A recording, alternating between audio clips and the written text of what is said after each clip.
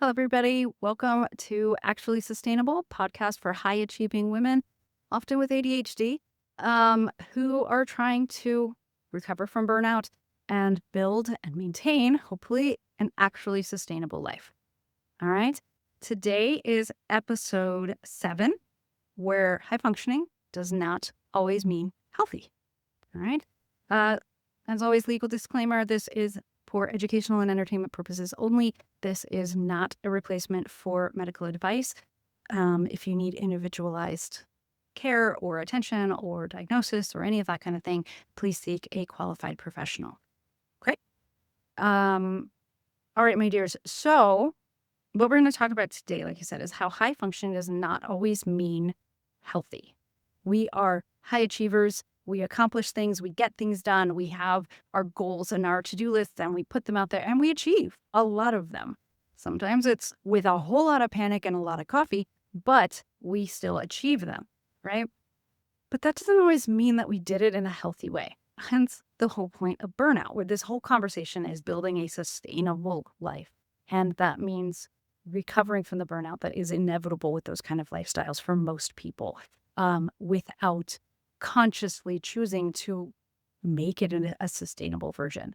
One of the things that happens commonly is we as a species tend to, sorry, the cat walked away and did again. Um, we as a species tend to stick with what's familiar. We learn and then we do that. So in a lot of therapy trainings and things like that, psychology stuff, they talk about how it's one of the reasons why so many people in bad relationships tend to go back. They get out of one bad relationship and they go right back into the same one. And often it's a mimic of, some other relationship that I had earlier in life, like a parental figure or something like that. Because that's what they grew up with. They know those issues and how to get out of them. They understand the danger. And so then they understand how to handle that danger. Unknowns are scary to us as a species. Plus, we can go into a lot of different psychology of it where, can we pull up an issue and the recall bias, that kind of thing. But if we are familiar with a setting, we know how to handle it, and that is comforting to us. We don't have to try to figure that out. It's not one more thing on our to-do list, and it's not as scary, even if it's not good for us. So we end up kind of often developing this identity, and it might be related to our job or it might be related to whatever, but we're the high-achieving, smart people who people come to for, and we kind of just get used to that. And in some ways, that burnout mentality that I've got to work until I fall over. I'm going to stay up late. I'm going to get up early. I'm going to do this. And I'm going to just constantly work. And I'm going to have 3 different jobs. And I'm going to, on top of taking care of my family and taking care of myself, which is last always, it becomes our identity. And the idea of doing something different can seem really scary. Because then I have to do a lot of those things no matter what, but then I also have to learn a whole new system and I have to learn a whole new set of parameters and rules and ways to get out of issues. And that's going to be more stressful. And it seems to us that will be harder and more stressful and more problematic. And there's a small chance that depending on what those changes are, that could be true for a short period of time. It will be harder. You have to learn new systems. You have to learn new ways of handling things. But it could be better overall in the long run. So building your identity around being that person. And our culture is huge on this. The American culture. Like the number of times that I've had people like just, oh, I can't believe this person. She's so amazing. She, went to school full time while having a full time job, while having 4 toddlers at home, right? And bakes the brownies for the school bake sale too. And that she's just always at all the games and she's doing all of these other things. I've done that kind of thing too. And I've talked to people. I'm like, oh, that sounds good. But in the last 5 to 10 years, every time I hear a story like that, I'm like, oh, that poor woman. Like, who can help her? Why is nobody helping her more? Yes, cool. Glad she can get up and do the things, which is awesome. But a lot of us can, thankfully. And unfortunately, a lot of people can't for various reasons of life and all of that. And I'm not putting anybody down if they're not able to do those things. But I'm like, surely somebody is there to help this poor woman. Like, where is the father of the kids? Where is the family? Where is the friends? Where's the who, how, and what? And I mean, I'm glad she's trying to further her life, but oh my goodness, but that's a celebrated lifestyle. That's a celebrated thing. And then that becomes like the identity. I can do all of the things, right? And I still kind of identify with that. Some of that's because I sign myself up for stuff. Like I literally just signed up for another little per diem job just for fun for the summer. It's a seasonal thing. But, and I told them up front, I'm like, I only have a couple of days. I'm not trying to overburden myself too much, but, yeah, on top of my however many other jobs I have. But it's an identity that we carry and we have a hard time letting go of, and it's burning us out. It is not helpful and it is not healthy. We're not getting the right sleep, which is key to so many aspects of health. And we'll get more into detail on that at another point. It's not helping us be as efficient. We're not going to have emotional regulation. We're not going to have, we're going to have more brain fog. We're not going to have that mental clarity that we need to be high functioning like we want to be. We end up overdoing it because we don't know how to do anything else. And it is scary and it is hard and it is a change, which is difficult for us as a species. Okay. Often ADHD people, we do tend to like change a lot more than others. We like that stimulation. That's something new. That's something varied. And so we're going to be a little bit more likely to jump into, oh, let's try something different. But that's still a version of identity, right? So we can get so into, I'm going to try this new thing. And then however many months to years later, I'm going to try this other new thing. I'm going to try this other new thing because the change, the learning, all of that is very stimulating. It's exciting for those of with ADHD. And if you can build a job around that, awesome. Like at one point I was in negotiations for building a position like that for myself. I was with a staffing company and I really liked them. I wanted to keep working for them, but I was moving somewhere that they didn't have a set location. And I was like, just let me be the person who goes. I will work full time at any of your locations when you first get that contract. And that way I'm there. I'm a set, consistent thing. Because I was already doing that a little bit. I was going like 1 week a month to these new sites. And in addition to my whole full-time regular job. But that way I was teaching the culture of that new staffing company and filling in until they had enough staff hired up that was within our company. And I was like, just let me go do that full-time. I will go full-time to this site, full-time to that site, et cetera, serially.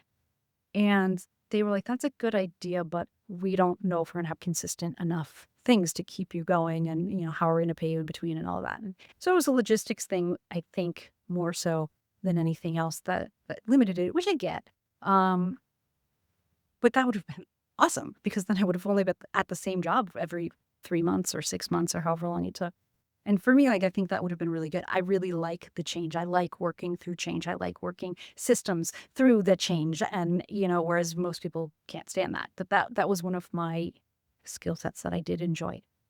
And so if you have a job like that, awesome. If you don't, it can feel very stifling. It can feel very difficult. But it can also kind of just encourage that identity, because then it becomes, if you're stuck in that job that doesn't really work with you, then that identity becomes, I'm incapable. I can't manage these simple things. I'm high achieving. I can achieve all sorts of things and goals and and I'm amazing, but I can't remember where my keys are because I'm an idiot, right? And then that lie becomes part of our identity. And then the shame that filters in and the guilt and all of that becomes part of who we are. And we often, in a result of that, will shrink and we try for less. And or we hide it, we suppress it, we shove it, we squish it, and then we burn out, right? We go through our ADHD cycles, right? And we get overwhelmed and then we burn out. And so one thing that we can try to do to help reduce a bit of this, at least, is to recognize, is this really my identity? Am I staying in this cycle because I actually absolutely need to? Or is it because I'm too scared to try something different? And scared isn't a bad term.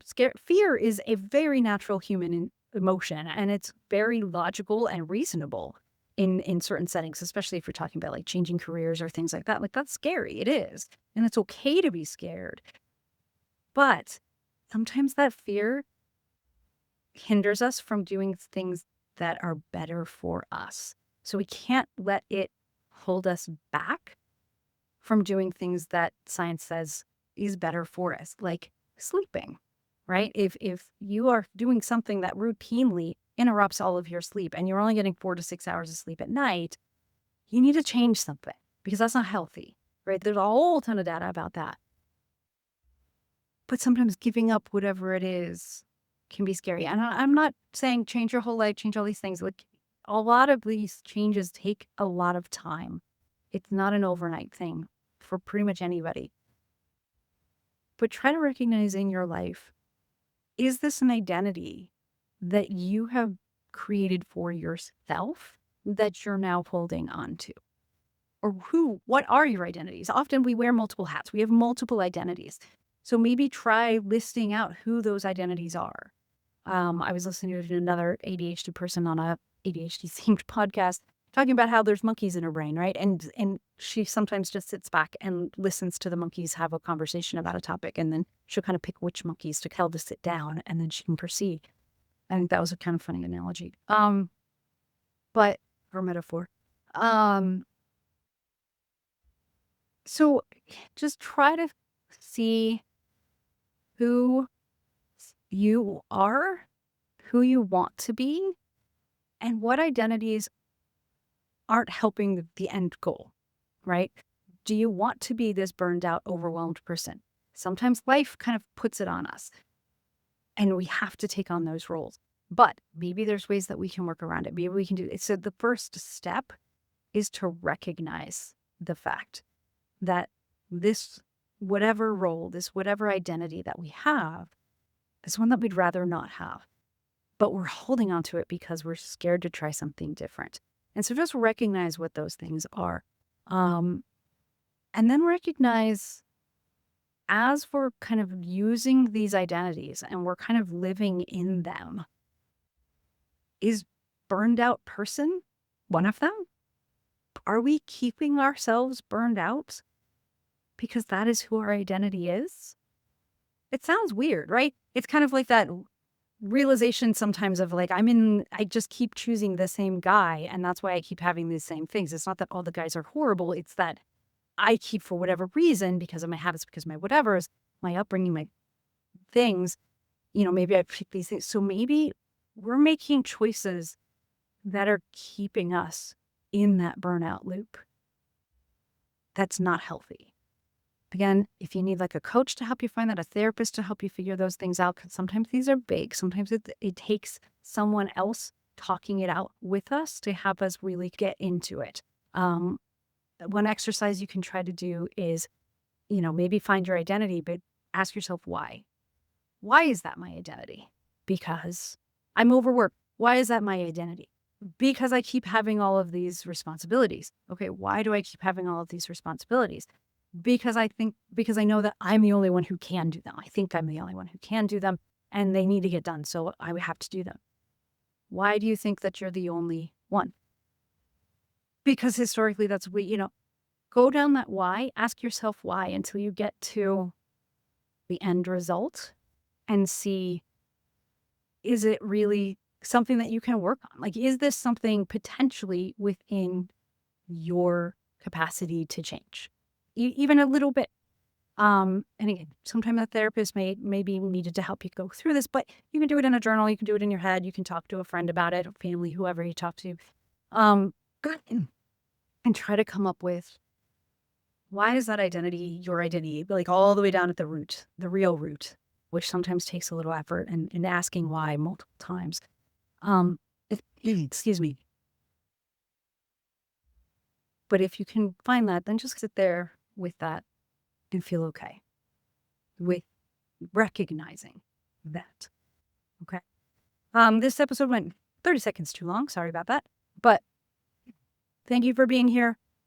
If this resonated with you, helped you in any way, please give me a review, give me a comment, share it with any friends or family that you think may enjoy it, and give me a like, follow, subscribe, however you would like to do that. Until next week, ladies, thanks.